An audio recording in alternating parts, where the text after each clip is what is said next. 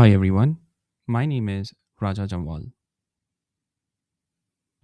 Today's topic is optimistic versus pessimistic locking. You are on a concert ticket page, row 12, seat 11, the last seat in the house. Two fans, two taps, click buy at the exact same millisecond. No lock is there in the code. Both the request read one seat left and both write 0. This bug has a name, the lost update. Two transactions read modify, and then write back the same row. Balance starts at $100. Transaction A reads 100 and adds a $50 deposit.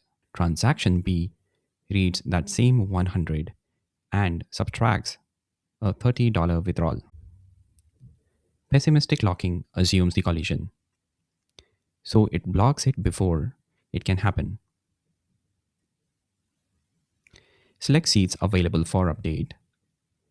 That clause grabs a row level lock the instant the row is read. Transaction 2 runs the same select.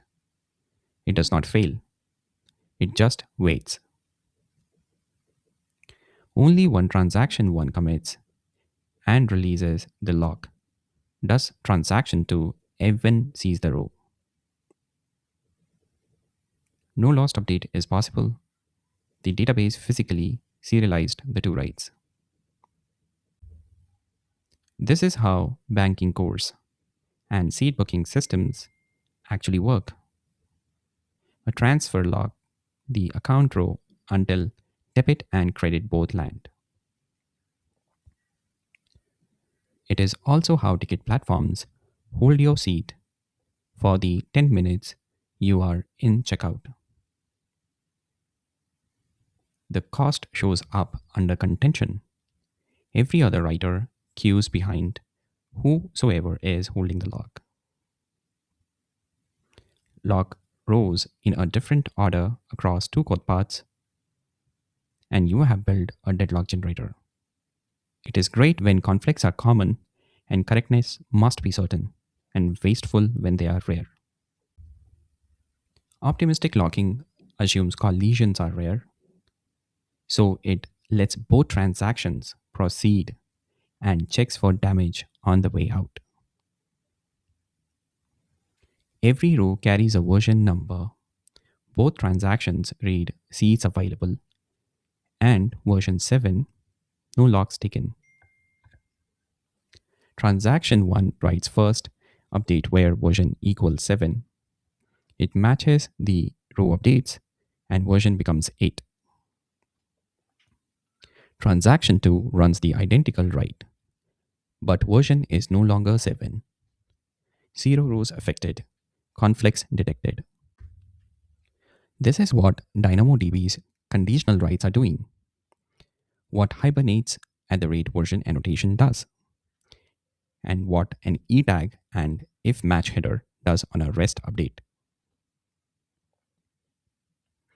Even git push is optimistic locking. It rejects a non fast forward and you rebase and retry. No blocking, no lock table, no deadlocks. Exactly what you want on a high read, low conflict table. But every conflict costs a wasted round trip and a retry. And heavy contention turns those retries into a pileup. Push it onto one hot row, and optimistic locking quietly becomes a retry storm. So, which one do you reach for? Start one with one question.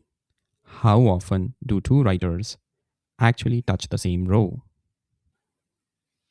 Rare collisions, read heavy traffic, go optimistic, and let the occasional retry absorb the cost. Frequent collisions on one hot row, and correctness cannot be tolerated on a retry loop, go pessimistic, and pay for the lock.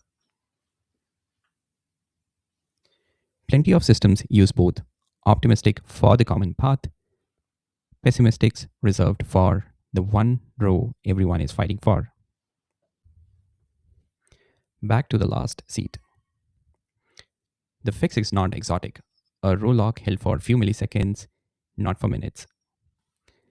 Fan 2 does not get an error page. They get the truth immediately. Sold out. Pick another seat. That one hot row runs pessimistic. Every other seat in the house keeps humming along on optimistic writes. Same database, two locking strategies, chosen per row. That's all for today's video on optimistic versus pessimistic locking, and I'll see you in the next one.